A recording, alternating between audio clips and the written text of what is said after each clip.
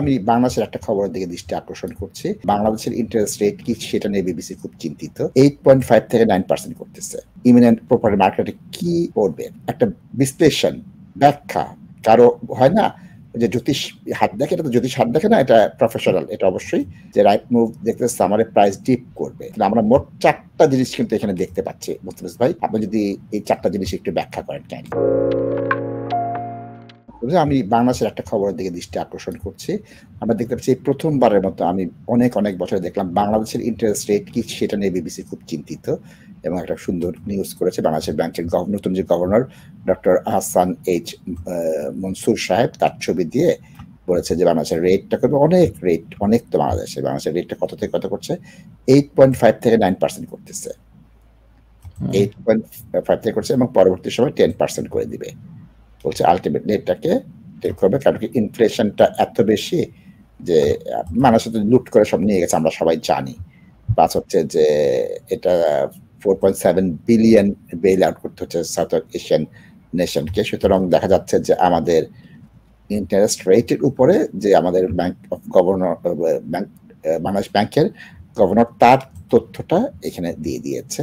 আমি আর কিছু জিনিস মুস্তাফিজ ভাইকে প্রশ্ন করব। আমরা এটা গার্ডিয়ানের একটি তথ্য দেখতে পাচ্ছি যে ইন্টারেস্ট রেটটা যেটা হয়েছে ইমিনেন্ট যে প্রপার্টি মার্কেটে কি পড়বে সেটা বলতেছে যে এটা একটা খারাপ প্রভাব পড়বে, এই কথা বলতেছে। আমরা আরেকটা জায়গায় যদি যাই সেটা বলতেছে যে প্রপার্টি প্রাইস ফল করবে। এসব কিন্তু আপনার কল্পনা, ধারণা। আমি বারবার বলে দিচ্ছি, আমি এখন যেগুলো দেখাচ্ছি এটা কোনো অথেন্টিক নিউজ না, এটা একটা বিশ্লেষণ, ব্যাখ্যা কারো হয় না যে জ্যোতিষ হাত দেখে, এটা তো জ্যোতিষ হাত দেখে না, এটা প্রফেশনাল। এটা অবশ্যই প্রফেশনাল দিক থেকে তারা বলতেছে। ফবস কি বলতেছে যে রাইট মুভ দেখতে সামারে প্রাইস ডিপ করবে, রেট কাট করলে অটোমে অ্যাক্টিভিটিটা বাড়বে। এটা কিন্তু দুটো জিনিস বলতেছে এখানে, কিন্তু আমরা মোট 4টা জিনিস কিন্তু এখানে দেখতে পাচ্ছি। মুস্তাফিজ ভাই, আপনি যদি এই 4টা জিনিস একটু ব্যাখ্যা করেন কেন? জি নাশিদ ভাই, ইউকেতে আপনার রিসেন্ট যে ইন্টারেস্ট ব্যাংক অফ ইন্ডিয়া আপনার ইন্টারেস্ট রেট কাট যেটা করছে 5.25 থেকে 5%, এইটাতে আমরা অনেক পজিটিভ অ্যাক্টিভিটিস দেখছি। আপনার বেশ কিছু ব্যাংক তাদের রেটও কমাইছে গত এক মাসে, গত কয়েক সপ্তাহের মধ্যে আমি বলবো।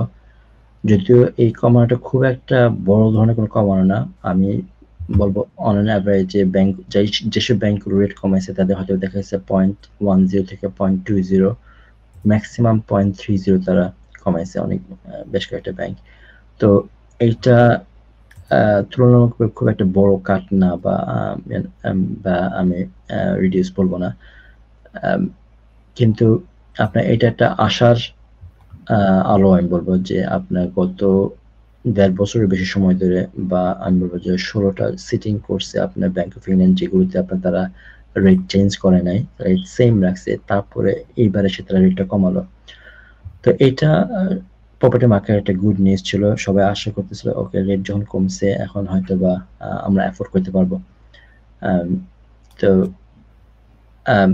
আমি গত কয়েক মাসের স্ট্যাটিস্টিক্স অনুযায়ী বলবো যে আপনার রেট কমানোর পরে অ্যাক্টিভিটিস বেশ কিছু বাড়ছে, এবং এটা অফিসিয়ালি বেশ কয়েকটা নিউজে আমাদের ফাইন্যান্স সেক্টরের বেশ কয়েকটা যে নিউজগুলো আছে, নিউজ পেপারগুলো, সেখানে আমি দেখছি যেখানে ক্লিয়ারলি বলা আছে যে আপনার গত কয়েক সপ্তাহে ট্রানজাকশন বাড়ছে। এই রিপোর্ট, এই স্ট্যাটিস্টিক্সটা এখনো পর্যন্ত লাইভ না, যে আপনার আসলে লাস্ট ব্যাংক অফ ইন্ডিয়া মিটিংয়ে রেট কাটার পর কতটুকু ট্রানজাকশন বাড়ছে বা কি হয়েছে, এটা আমরা হয়তো পরবর্তীতে যখন তাদের কোয়ার্টারটা এন্ড হবে তখন হয়তো আমরা ফিগারগুলো পাবো যে এইটার রিয়েল ইম্প্যাক্টটা কি হয়েছে।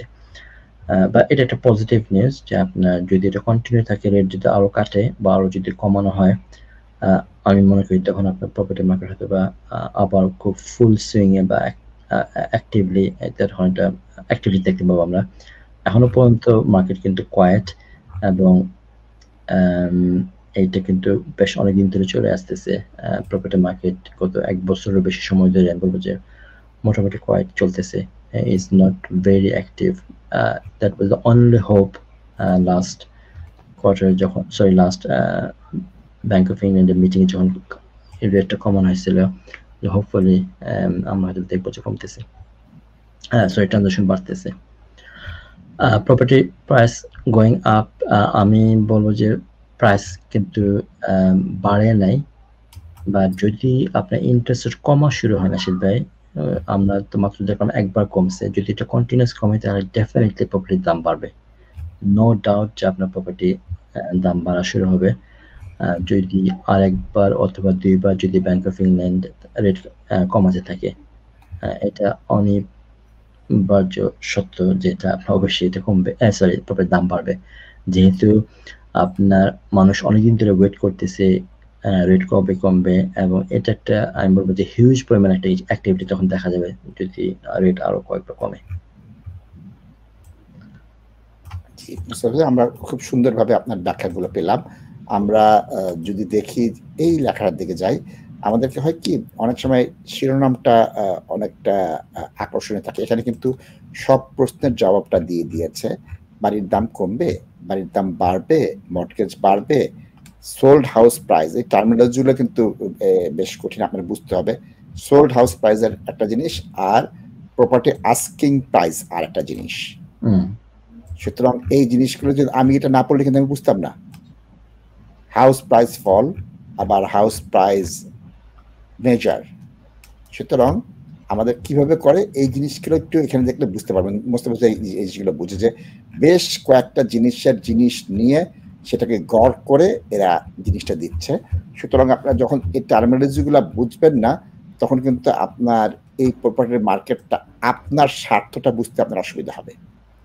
এক্ষেত্রে সুবিধা কি হচ্ছে, মুস্তাফিজ ভাইয়ের মতো মানুষ যারা আছেন তারা কি করছেন, নিজেরা একবার পড়াশোনা করছেন, তারপরে একটা পরীক্ষা পাস করছেন, তারপরে এফসি এতে অ্যাক্রিডিটেড হচ্ছে, প্রতি বছর তাদের পরীক্ষা দিতে হয়, সিপিডি করতে হয়। তাহলে কি হচ্ছে, এটা এমন না যে একবার আমি ঘোড়ার ডাক্তার হলাম, সারা জীবন ঘোড়ার ডাক্তার থেকে গেলাম, না, এটা ঘোড়ার ডাক্তার হওয়ার বিষয় না, এটা আপনার কোয়াক এর বিষয় না, এটা প্রতি বছর করতে হচ্ছে। সুতরাং এই চর্চার মধ্যে যারা আছেন, আবার একটা কি কথা বলেন, আমাদের যেরকম লিগ্যাল জার্নাল আছে, কেস ল আছে, ওয়েবসাইট আছে, আপডেট আছে, পেইড সাইট আছে, আনপেইড সাইট আছে, কেস লর সাইট আছে, লেজিসলেশনের সাইট আছে, রিসার্চ সাইট আছে, আর্টিকেলের সাইট আছে, ঠিক তেমনি আমাদের থেকে 1000 গুণ বেশি আছে ফিন্যান্সের। কারণ লয়ার থেকে তো ফিন্যান্সের মার্কেটটা তো বড়, টাকাটা তো বড়, যেটা যত বেশি থাকবে তথ্য তত বেশি পাওয়া যাবে, ইনফরমেশন তত বেশি পাওয়া যাবে।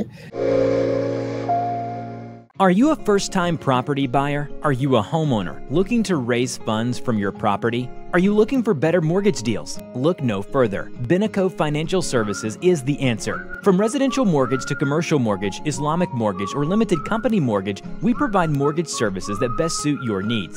Let us help you to find the right mortgage for you. Call us today on 0208-050-2478 for a better future awaits you. Binaco Financial Services Limited is directly authorized and regulated by the Financial Conduct Authority.